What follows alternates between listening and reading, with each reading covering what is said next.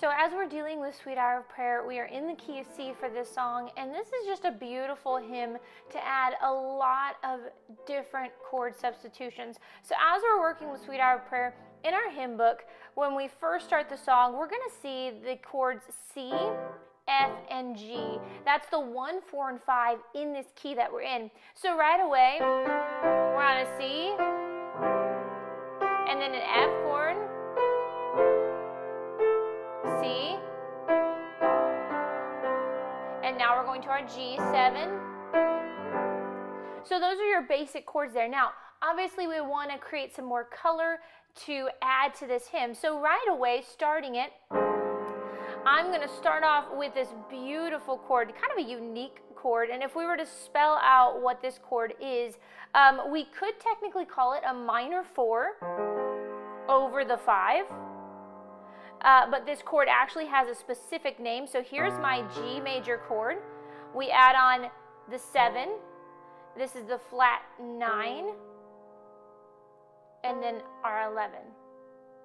So it's your G major 11 with a flat 9.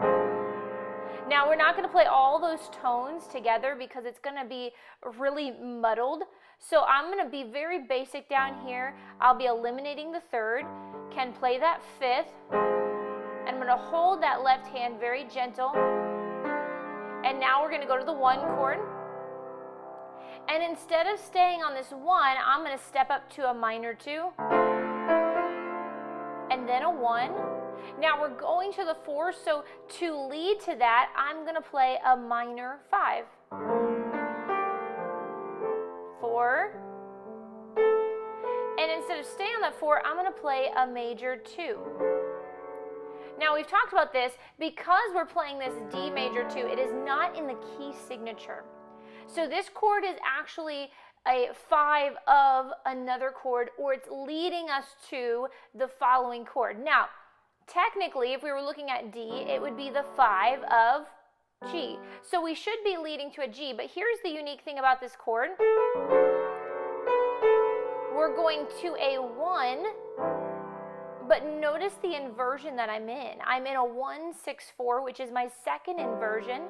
So this 5 of our 5 leads nicely to the 1, 6, 4, or the 5, because their bass is sharing the same tone. So that's how this one works. Now I'm going to hit the 1, and then I'm going to go to a 5 of the minor 6,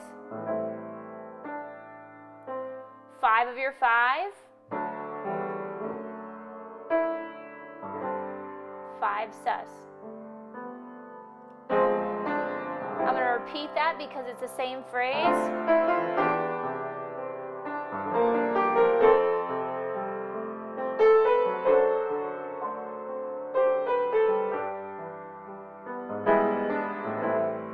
And I'm going to change it just a little bit because the phrase changes a tiny bit to a minor 2.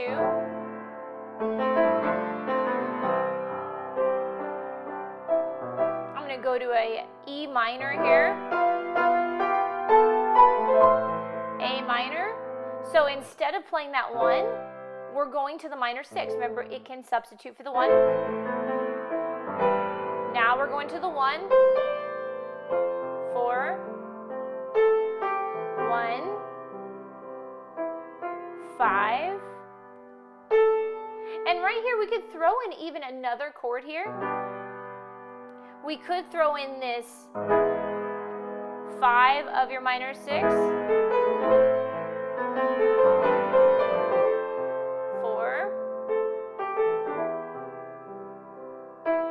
and this is our flat major 7, leads to our 5,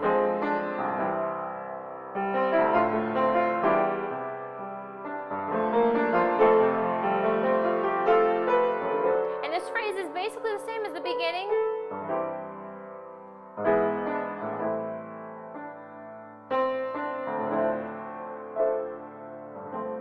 And I'm going to end it a little differently. Instead of just ending on the 1 or doing a 4 to 1 cadence, I'm going to choose a really interesting ending. So we have this.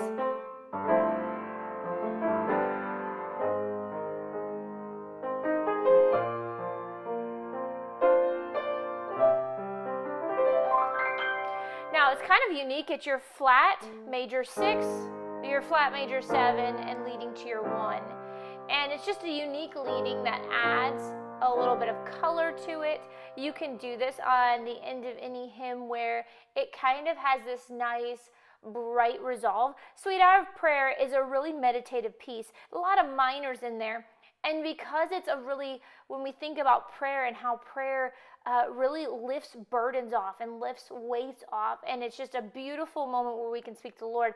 That's what I wanted to do in this ending, is lifting off that weight and really emphasizing the fact of prayer is this lifting, this bright, this encouraging moment. Even though there's times of minors, there's going to be that lifting.